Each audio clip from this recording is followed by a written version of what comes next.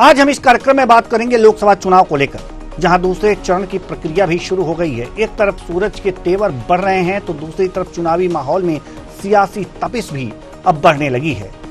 BJP mission 11 को लेकर तैयारी में जुट गई है और अब स्वयं पीएम मोदी और शाह मोर्चा संभालने की तैयारी में है। आज इसी मुद्दे पर करेंगे चर्चा, तो आइए शुरू करते हैं सियासी तपिश। दिग्गजों का दौरा। राजनांदगांव से अमित शाह करेंगे प्रचार का आगाज। 6 अप्रैल को राजनांदगांव और कबरधा में जनसभा। कांग्रेस से भूपेश बघेल लड़ रहे चुनाव। बीजेपी से संतोष पांडे है प्रत्याशी। बस्तर से पीएम मोदी करेंगे प्रचार का आगाज। 8 अप्रैल को बस्तर आएंगे पीएम मोदी। बीजेपी प्रत्याशी के समर्थन में करेंगे सभा। बस्तर संभाग के सभी जिलों में होंगे शामिल। बस्तर है अहम लोकसभा सीट। बीजेपी से महेश कश्यप बीच रण में। कांग्रेस से कवासी लखमा है मैदान में।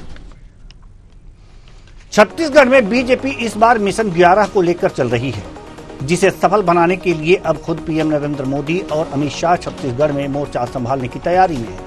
पीएम मोदी छत्तीसगढ़ में चुनाव प्रचार का आगाज उसी सीट से करने वाले हैं जहां 2019 के लोकसभा चुनाव में बीजेपी को हार का सामना करना पड़ा था, जबकि अमित शाह के प्रचार का प्लान भी तैयार हो गया है। अमित शाह 6 अप्रैल को राजनांदगांव और कवर्धा में जनसभा को संबोधित करेंगे। सुनिए। कवर्धा आगमन है अमित शाह जी का चुनावी रैली को लेकर के। राजनांदगांव लोकसभा क्षेत्र के अंतर्गत लोकसभा चुनाव को लेकर के 6 तारीख को कवर्धा विधानसभा कवर्धा जिला में अमित शाह जी का आगमन है। शाह के दौरे को लेकर कांग्रेस प्रवक्ता का कहना है कि वे जहां जाते हैं वहां बीजेपी हार जाती है। सुनिए धनंजय ठाकुर कांग्रेस प्रवक्ता क्या कहते हैं। अमित शाह जी विधानसभा चुनाव के दौरान कर्नाटक, तेलंगाना, पश्चिम बंगाल, हिमाचल, पंजाब सहित कई राज्यों का दौरा किए थे और वहां भारतीय जनता पार्टी की सुपड़ा साफ हो गई। छत्तीसगढ़ आए थे और छत्तीसगढ़ आकर भी वो मोदी सरकार की ना कोई उपलब्धि बता पाए, ना कितने वादा जनता से किए थे उसे पूरा कर पाए, इसकी जानकारी दे पाए। और अमित शाह जी ने तो एक निजी चैनल में मोदी जी के द्वारा कही गई बातों को चुनावी जुमला भी ठहरा चुके हैं। तो अमित शाह जी आकर छत्तीसगढ़ में क्या करेंगे? वही पुरानी राग लापेंगे, कांग्रेस नेताओं को कोसेंगे, पूर्व प्रधानमंत्रियों के कार्यशैली पर सवाल उठाएंगे, लेकिन मोदी सरकार की एक उपलब्धि नहीं बता पाएंगे। और जनता समझदार है। इस बार 11 लोकसभा सीट में भारतीय जनता पार्टी की हार नजर आ रही है और लगातार भाजपा नेता चुनाव प्रचार करके आ रहे हैं। इनका काम तो सिर्फ झूठ पर बोलना और दुष्प्रचार करना है। आइए अब यह जानते हैं कि राजनांदगांव और बस्तर के सियासी समीकरण क्या है, यानी कि 2019 के लोकसभा चुनाव में किसको कितने प्रतिशत इन दोनों लोकसभा सीटों में वोट मिले थे। आइए एक एक करके बताते हैं ग्राफिक्स के माध्यम से। बस्तर की बात करें पहले तो बस्तर लोकसभा सीट पार्टियों को जो मिले मत, बीजेपी को यहां पर 50.68 माफ कीजिएगा 39.83% और कांग्रेस को 44.10% यहाँ पर वोट मिले थे। दीपक बैज यहाँ पर कांग्रेस से, आपको बता दें कि कांग्रेस से दीपक बैज थे, इन्होंने चुनाव जीता था। और बैदूराम कश्यप जो थे वो बीजेपी से थे, चुनाव में हार का सामना इनको करना पड़ा था। अब आइए अब आपको बता दें कि बस्तर के जो कॉलम चार्ट किसको कितने प्रतिशत वोट मिले थे, तो बीजेपी के वोट प्रतिशत में 11.04% का जो बढ़ोतरी हुई थी, लेकिन कांग्रेस का जो मत प्रतिशत था उसमें 1.28% की गिरावट दर्ज की गई थी। फिर भी यहां पर कांग्रेस विजयी रही थी बस्तर में। उसके 2014 के मुकाबले 2019 में वोट प्रतिशत में गिरावट के बाद भी यहां पर कांग्रेस विजयी रही थी, जबकि बीजेपी के वोट प्रतिशत में बढ़ोतरी के बाद भी यहां पर बीजेपी दूसरे स्थान पर रही थी। अब रुख करते हैं राजनांदगांव की तरफ। राजनांदगांव लोकसभा सीट, यहां पर आप देख रहे हैं कॉलम चार्ट के माध्यम से, यहां पर बीजेपी को 50.68% वोट मिले, कांग्रेस को 42.11% वोट मिले और यहीं बसपा तीसरे नंबर पर रही, इसको जो है 1.31% वोट मिले थे। यानी कि संतोष पांडे बीजेपी से यहां विजयी हुए थे।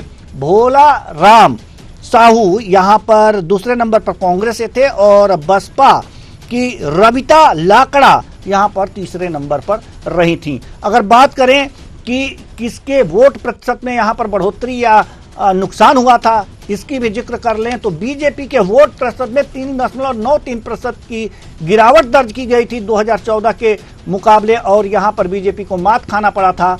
कांग्रेस के वोट प्रतिशत में 7.52% की वृद्धि हुई थी। वहीं बसपा को 0.43% की गिरावट दर्ज की गई थी। तो इस तरह से यहां पर देखा जाए बीजेपी को यहां पर हार का सामना करना पड़ा था। संतोष पांडे यहां पर विजयी हुए थे, बीजेपी यहां पर जीती थी। तो कुल मिलाकर के हमने आपको यह बताया कि राजनांदगांव की स्थिति क्या थी और किसके मतों में कितनी गिरावट दर्ज की गई थी। आज इन्हीं 2 सीटों पर क्या रणनीति बनाई जा रही है, दिग्गजों के दौरे हो रहे हैं, सियासी तपिश यहां पर बरकरार है। आज इसी मुद्दे पर हम चर्चा करेंगे और चर्चा के लिए हमारे साथ जो मेहमान जुड़े हुए हैं उनसे आपका परिचय करा दें। सत्य प्रकाश सिंह कांग्रेस प्रवक्ता, दिनेश अग्रवाल बीजेपी प्रवक्ता, अवधेश मलिक जी वरिष्ठ पत्रकार। अभी तो अवधेश मलिक जी हमारे साथ हैं और सत्य प्रकाश सिंह जी हमारे साथ हैं। दोनों मेहमानों का बहुत बहुत स्वागत है हमारे इस कार्यक्रम में। दिनेश अग्रवाल जी जल्दी ही जुड़ेंगे। तो चर्चा की शुरुआत करते हैं। चर्चा की शुरुआत करेंगे कि एक तरह से कहा जा सकता है कि राजनांदगांव और बस्तर में कांग्रेस विजयी रही थी। सत्य प्रकाश जी, इस बार पूरी तरह से घेराबंदी करने की फिराक में है बीजेपी कि जो भी 2 सीटें कांग्रेस के खाते में गई थी वो इस बार ना जाए। मिशन 11 की तैयारी में है बीजेपी, रणनीति भी ऐसी बना रही है। ऐसे में आपका चक्रव्यूह कैसा है, क्या उसे भेद पाएगी बीजेपी? देखिए कुशवाहा जी, सबसे पहले तो बोलूंगा कि जो इस बार चुनाव है ना, वो देखिए भारत एक लोकतांत्रिक देश है, सबसे सर्वोपरि जनता है। इस बार चुनाव जो है वो जनता का है और बीजेपी का है। कांग्रेस मुख्य विपक्षी दल है सामने, मगर कांग्रेस जनता के साथ खड़ी है, जनता के साथ खड़ा है। क्योंकि देखिए पिछले 10 साल का वो देखेंगे, अगर बही खाता उठा के देखेंगे तो 10 साल में जो इन्होंने वादे किए, हर वादे से मुकरे। अमित शाह जी तो जुमला तक बोल दिया था और 10 साल बहुत लंबा कार्यकाल आपको मिला था। मतलब आपने एक बार नहीं वादा पूरा किया, दूसरी बार जनता दी है कि ठीक है इस बार कर देंगे पूरा। मगर आप चाहे रोजगार की बात कर लीजिए, अभी कुछ दिन पहले रिपोर्ट आई, आपको मालूम होगा, अमेरिकी एजेंसी ILO की रिपोर्ट जारी की, सबसे चरम पर बेरोजगारी दर है, महंगाई सबसे चरम पर है। आप जो भी दावे नया नया भ्रष्टाचार का स्कीम आगे इलेक्ट्रल बॉन्ड, उसका जनता जवाब मांग रही है। सिलेंडर जब 400 में था तो बोलते थे हम 80 दिन लेके आएंगे, मगर 1200 हो गया। जब पेट्रोल 50 दिन में था तो बोलते थे हम 80 दिन लेके आएंगे, मगर 100 पार हो गए। तो जनता जो है त्राहिमाम है। जो तेल वो 50 रुपए में था तो 180 रुपए में तेल मिल रहा है 1 लीटर।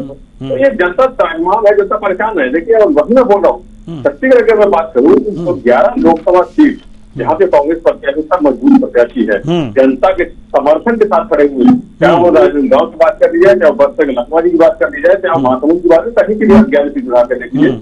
हर दिखता देखिए नामांकन के दौरान कितनी भीड़ आई थी। ये दिखता है कि जनता इसमें बदलाव की मूड में।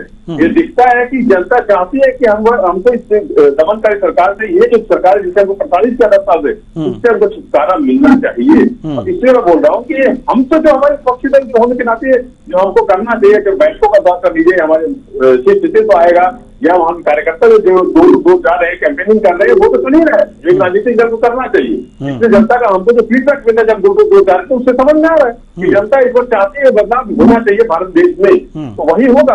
अब देखिए यहाँ छत्तीसगढ़ में बात कर लो, 3 महीने में मेरे ख्याल से देश की पहली ऐसी राज्य सरकार होगी जो 3 महीने में जनता ऐसे बोल दिए इन्होंने हमको ठग लिया है। क्या महतारी बंदर में देख लीजिए, इन्होंने बोला कि हम हर महिला को देंगे, उसमें 21 साल ले आओ, तमाम चीज के क्लॉज ले आए और उसमें भी लगभग 3 लाख ज्यादा महिला को अभी भी नहीं मिला, 25-26 लाख महिलाओं को दिया।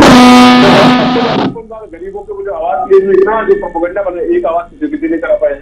अब किसानों की बात करें, 16-17-18 में बोला था 2014-15 में दिए, उसमें भी काफी किसानों को 2.5-3 लाख ऊपर किसानों को नहीं मिला है बोनस। तो ये दिख रहा है कि जो इन्होंने काम भी किया, लॉलीपॉप दी है, सिलेंडर की तो बात ही कर ही नहीं रहे, जो 500 रुपए सिलेंडर की बात इन्होंने की थी। तो ये दिख रहा है कि भाई जो इन्होंने बोला वो भी नहीं किया, सिर्फ चुनाव को देखते हुए को पकड़ने को चाहिए। तो जनता बहुत मजबूती में खड़ी है, अपने सवाल लेके खड़ी है, जवाब चाहती है, मगर जवाब मिल नहीं रहा, इधर उधर की बातें हो रही है, इसलिए जनता इनको जवाब देगी। जी, जनता जवाब देगी।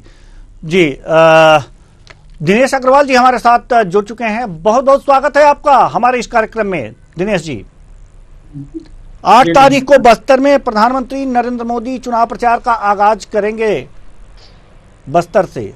क्या लगता है कि प्रधानमंत्री नरेंद्र मोदी इस बार अगर जो वहां से चुनाव प्रचार अभियान का छत्तीसगढ़ में शुरुआत करेंगे तो बस्तर की सीट बीजेपी के खाते में चली जाएगी? जी देवेंद्र जी, देवेंद्र जी, मैं आपको बता देना चाहूंगा, माननीय नरेंद्र मोदी जी को पूरा देश, पूरा विश्व सुनता है। जी कोई छोटे मोटे व्यक्तित्व के धनी व्यक्ति नहीं है, इनको संसार में हर कोई सुनने जाता है। और ये गर्व की बात है कि ऐसे विश्व के नेता हमारे बस्तर छत्तीसगढ़ के जो आदिवासी बहुल क्षेत्र है, जिसे कांग्रेस ने 70 साल में बहुत पिछड़ा कर दिया था, वहां आकर के चुनाव प्रचार कर रहे हैं, जिसका आगाज हो चुका है। और चुनाव के प्रचार में सबसे पहले वही व्यक्ति जाता है जो काम करता है। मोदी जी ने, आपने, हमने सबने देखा था, उनकी गारंटी चली थी, और उनकी जब गारंटी चली थी तो तीनों राज्यों में कांग्रेस का टुकड़ा साफ हो गया था। ये मोदी की गारंटी है, ये मोदी जी का एजेंडा है, जो मातारी वंदन योजना काम कर रही है। मेरी बहनों को 1000 रुपए खाते में प्रति माह आ रहा है। और सत्य प्रकाश जी बोलते हैं पैसे नहीं आ रहे, तो शायद में सत्य प्रकाश जी छत्तीसगढ़ में नहीं रहते, या महतारियों को पैसा मिल रहा है उसमें उनको तकलीफ हो रही है। तो कांग्रेस की एक नीति और नीति रही है कि हमेशा ऐसी परिस्थितियां निर्मित करो कि झूठ बोलो और झूठ को सच में तब्दील करने की अगर किसी के पास कोई प्रणाली है तो कांग्रेस के पास है। और सत्य प्रकाश जी कांग्रेस के उस पार्टी के सिपाही है जो झूठ बोलने में महारत हासिल होती है। आज मेरे किसानों को 3100 रुपए क्विंटल के हिसाब से पैसे मिले हैं, 2 साल का बोनस मिला है। आज छत्तीसगढ़ में चारों ओर खुशहाली का माहौल हो गया है। आज छत्तीसगढ़ में चारों ओर मोदी की लहर चल रही है, राम राज्य की लहर चल रही है। धारा 370 हटाकर विश्व के पटल पे मोदी जी ने जो चेहरा दिखाया उसकी पटल चल रही है। ठीक है, ठीक है, बिल्कुल बिल्कुल, हम आएंगे आपके पास, हम आएंगे आपके पास सत्य प्रकाश जी। ठीक है, हम आएंगे आपके पास दिनेश जी, हम भी अभी आएंगे आपके पास। हमारे पास और भी मेहमान हैं, जरूर एक आध बार उनसे भी कुछ जिक्र हो जाए। ठीक है, आपकी बात समझ में आ गई। हमारे साथ अवधेश मलिक जी हैं, वरिष्ठ पत्रकार। अवधेश मलिक जी, क्या लगता है बस्तर लोकसभा सीट पर जो 2019 में परफॉर्मेंस रहा है बीजेपी का, इसे 39.83% वोट मिले थे, वहीं कांग्रेस को 44.10% वोट मिले थे। जीत का दावा बीजेपी कर रही है इस क्षेत्र में।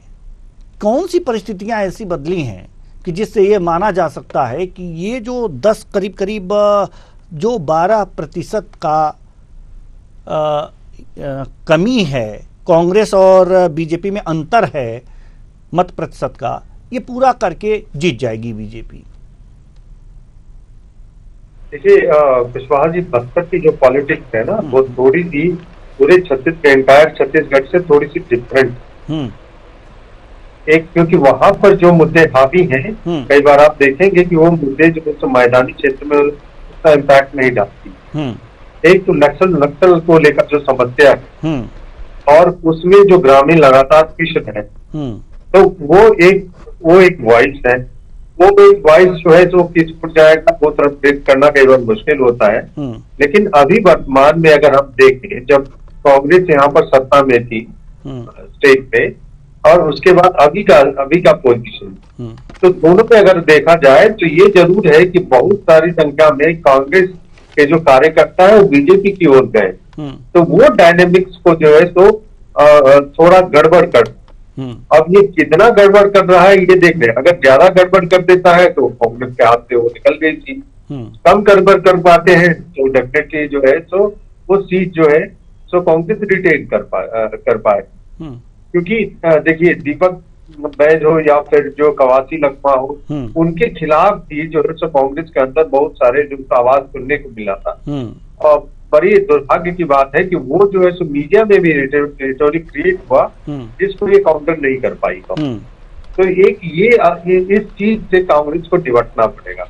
दूसरी बात, जब बात चली रही थी राजनांदगांव को लेकर भी तो राजनांदगांव भी एक ऐसी सीट है जहां पर बीजेपी और कांग्रेस पे जो है तो करीब 36 का आंकड़ा रहता है, कभी 15 इधर घुसता है तो कभी उधर। अब देखिए कांग्रेस के जो स्टेट लेवल पे जो 5 ब्रांड लीडर है उमेश बघेल, वो वहां से कंटेस्ट कर रहे हैं। कांग्रेस का भी वहां पर वेटेज है, ऐसा नहीं कि कांग्रेस वहां पर सुपड़ा ही कांग्रेस। अब वो जो है schedule caste population, ST population, ये किधर मतलब ये मूव करेगी उस पर डिपेंड करता है। साहू वोट्स का जो है तो झुकाव किसा, ये सारी चीजें हैं उस पर डिपेंड करता है। ये इसमें कोई दो राय नहीं कि मोदी जी के आने के बाद पोलराइजेशन का बढ़ता है। उसके बाद जो है इसको एक टाइप से अमित शाह का जब एक टाइप से स्ट्रेटेजिक कैंपेन होता है तो उसका कुछ बीजेपी की कैडर में उसका प्रभाव दिखता है।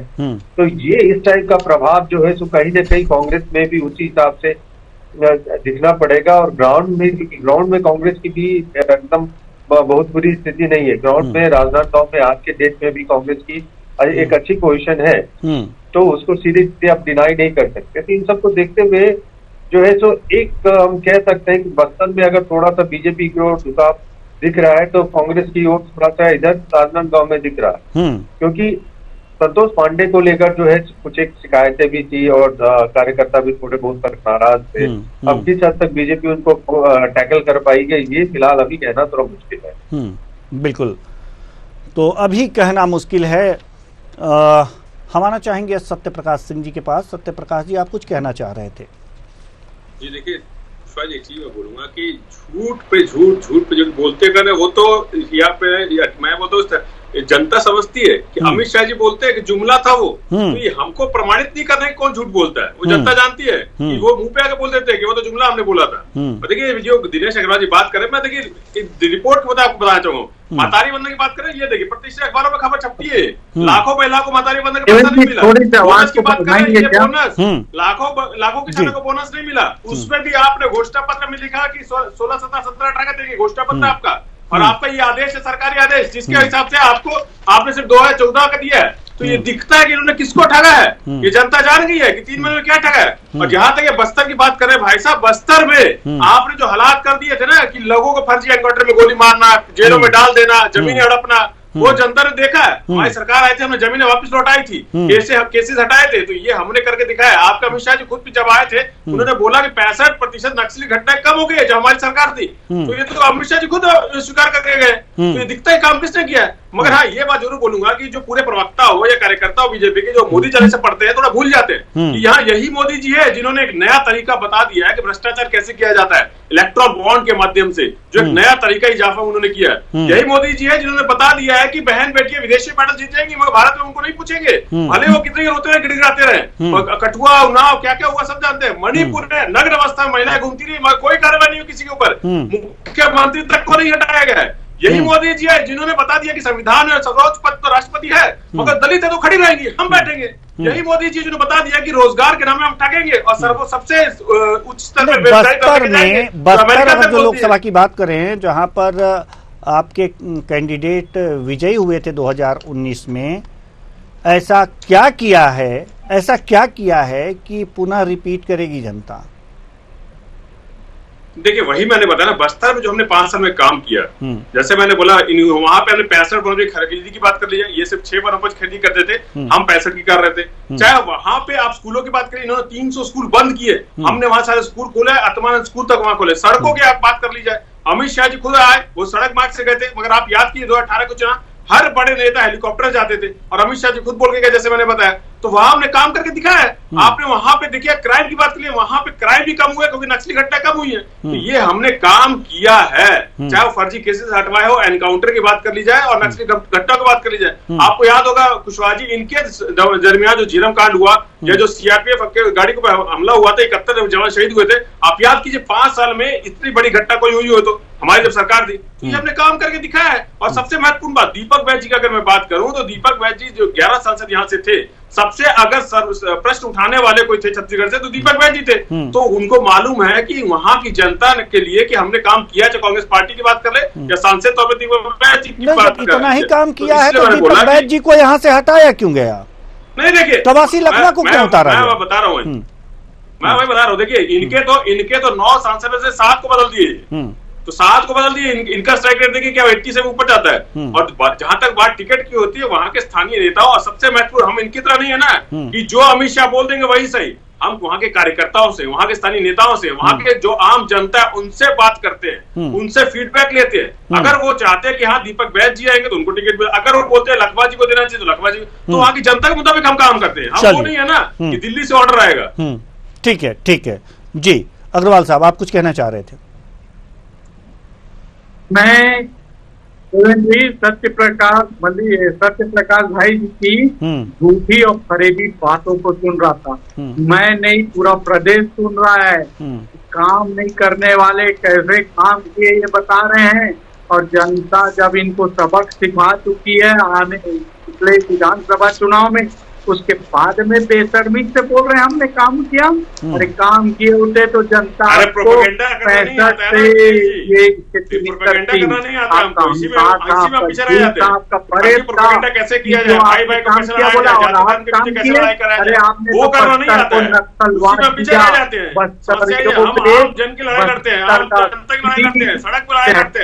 गरीब मजदूर आदिवासी की लड़ाई लड़ते हैं, मजदूर की लड़ाई लड़ते हैं। की देन है जो नक्सल का सफाया कर रही है। के राज में तो नक्सलवाद बढ़ चुका था, फल फूल रहे थे, क्योंकि आपकी नक्सलवादियों से क्या रिश्ता है ये पूरा प्रदेश जानता है। बस्तर का आदिवासी मेरा भाई जानता है। आप बात करते काम किए, आप अगर काम करे रहते ना 70 साल में तो मेरा बस्तर इतना पीछे नहीं रहता। अगर आप काम किए रहते ना 70 सालों में, और आपने अगर 5 साल में किसी प्रकार में काम किया होता ना, तो आज बस्तर में जो आपकी स्थिति हुई है, आज बस्तर में आपका टुकड़ा साफ हो गया है। आपके विधायक नहीं है, आपको सीट बदलनी पड़ गई है। ये स्थिति बता रही है। आपके खुद के सीएम का विरोध आपके जिला पंचायत उपाध्यक्ष कर रहे हैं। अरे खुद चरणदास महंत जी का शब्द है, अभी हमारे पक्ष में माहौल नहीं है। ये दिखा रहा है आपकी हताशा और आपकी हार। आपने प्रधानमंत्री जैसे व्यक्तित्व के धनिक व्यक्ति के ऊपर लाठी मारने वाले, चलिए कि लाठी वाला माहिर व्यक्ति कौन है?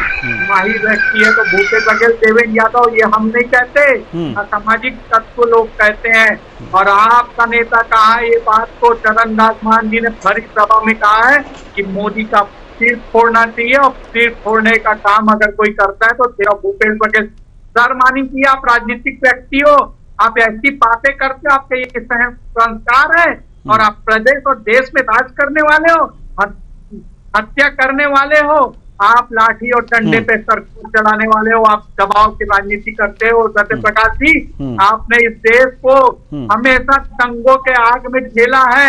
ये देश देखा है, सिख समुदाय देखा है, हर वर्ग देखा है। आपके राज में दंगे होते थे, आज 9 साल में किसी की हिम्मत नहीं हुई सत्य प्रकाश जी कि वो दंगे कर सके। आज देश में खुशहाली का राज है, तो ठीक है, राज है। मैं दंगों में जवाब दे दूं कुशवाहा जी। जी जी, देखिए देश ये भी देखा है कि मणिपुर में क्या हुआ है। ये 70 साल के इतिहास में पहली बार हुआ है। ये 70 साल के इतिहास में पहली बार हुआ कि असम और दूसरे राज्य ऐसे लड़ रहे थे जैसे दो देश लड़ रहे हो। मणिपुर की आजादी, मणिपुर को आपने चलाया था, पिछले कुकर्मों का फल था जो मणिपुर की घटना हुई। आप मणिपुर का नाम लेते हो, संदेश खाली का नाम लीजिएगा, क्यों आपको ना आ रहा है? संदेश खाली का नाम लीजिए, संदेश खाली में आपकी जाने की हिम्मत नहीं हुई, मेरी बहनों का बलात्कार किया गया है, तृणमूल कांग्रेस के राज में, लेकिन आप कभी भी अपनी अराजकता नहीं बताओगे। अपने 370 का काला दिन दिया है देश को, तो कश्मीर के मेरे निवासियों को पूछो, आपने 370 का काला दिन देके देश को बर्बाद करने का काम किया है। और आप बर्बाद करने वाले लोग अब देश में, आपका तो टुकड़ा साफ हो गया। 45 सीट में थे, लोकसभा में 4 सीटों भी नहीं आने वाली। आपकी तो स्थिति इतनी दयनीय होने वाली है कि आप लोग तो राम के नाम को काल्पनिक बताते थे, राम के अस्तित्व पे सवाल उठाने वाले, अरे राम मंदिर से इमिग्रेशन को ठुकराने वाले लोग क्या बात करोगे? आप लोग तो हिंदू विरोधी हो, हिंदू का विरोध कर करके इतने दूर तक आ गए, लेकिन आप जनता बहुत बेसब्री से चुनाव मतदान करने के लिए। चलिए ठीक है। हमारे पास समय कम है। हम आना चाहेंगे अवधेश मलिक जी के पास। अवधेश मलिक जी, जैसा कि सत्य प्रकाश जी कह रहे हैं कि जो इन्होंने काम किया है उस आधार पर जनता जो है बस्तर में इन्हें पुनः दोबारा वो सीट पर विराजमान कराएगी। और साथ ही साथ एक चीज संदेह होता है कि दीपक वैद्य जी को जब इतने ही काम किए थे तो दीपक वैद्य जी को हटा करके कवासी लखमा को क्यों लाया गया, और क्या कवासी लखमा यहाँ पर भारी पड़ने वाले हैं महेश राम कश्यप पर? जी देखिए, दीपक बैज का एक होल्ड है। हम सब उस एरिया में रिपोर्ट्स कर रहे थे तो देखा था दीपक बैज का एक होल्ड है। उसी टाइप से कवासी लखमा का कोटा के क्षेत्र में काफी अच्छा होल्ड है। तो सबके अपने एरियाज बटे हुए हैं। अब ये जो है, मैंने कहा कि डिपेंड कर रहा है कि कांग्रेस उस चीज को कैसे मतलब बना पाती है। नगरनार अभी भी बहुत बड़ा इशू बना हुआ है वहाँ पर, क्या कहते हैं कि बस्तर में। उस पे जो है सो एक स्टैंड कांग्रेस का एकदम क्लियर कट स्टैंड बहुत हद तक नहीं दिख पाया था। अगर अब इस पूरे प्रकरण में उस चीज को जो है सो अगर बीजेपी पर डाल पाती है कि नगरनार में जो भी परिस्थितियां उसके लिए बीजेपी जिम्मेदार है, कहीं ना कहीं उस माहौल का उनको फायदा होगा, युवाओं का झुकाव जो है सो उड़ जाएगा। और जो नौकरियां हैं उसके संदर्भ में काफी लंबे समय से मांग है वहाँ पर कि स्थानीय को तवज्जो दी जाए। उसमें अगर कुछ कर के नौकरियों में भी ये सारी चीजें हैं जो बस्तर में जो है कांग्रेस को फेवर करेगी। अब वहाँ पर बहुत ज्यादा ये मायने नहीं रखता है कि दीपक बैज है या लखमा है। अब वहाँ पर कांग्रेस कैंडिडेट आज के डेट में ज्यादा मायने रख रहा है। लेकिन फिर भी वो उनके जो तो क्या मतलब बीजेपी के लिए कोई गुंजाइश नहीं है, ऐसा आप कह रहे हैं? मैं बिल्कुल ऐसा नहीं कह रहा हूँ कि बीजेपी के लिए गुंजाइश नहीं है। मैं ये कह रहा हूँ कि जो है कॉन्टेस्ट जो है तो क्लोज हो सकता है अगर जो कांग्रेस के पास जो मुद्दे हैं अगर उसको सही तरीके से बना लेती है। अब देखिए, बड़ा हास्यास्पद की बात है कि जो सरकारें होती है केंद्र में जो बैठी सरकारें होती है वो कॉर्पोरेट्स को जो है तो एक बहुत लंबा चौड़ा टैक्स माफ कर देता है, उसका बैंक टैक्स माफ कर देता है, उसके बारे में बहुत ज्यादा चर्चा नहीं करती है। और वो अगर महिलाओं को कुछ दे रहा है 10,000 या 15,000 50,000 करोड़ कुछ इसमें जिसमें लाखों महिलाओं को मिल रहे हैं तो उसको ज्यादा व्याख्यात किया जाता है। तो उस एंगल को भी अगर कांग्रेस बुना पाए तो बहुत बड़ी चीज है। बिल्कुल। अब चूंकि समय समाप्ति की ओर है इसलिए इस चर्चा को और आगे नहीं बढ़ा सकते। बहुत बहुत धन्यवाद तीनों मेहमानों का, आप आए और अपने अपने विचार साझा किए।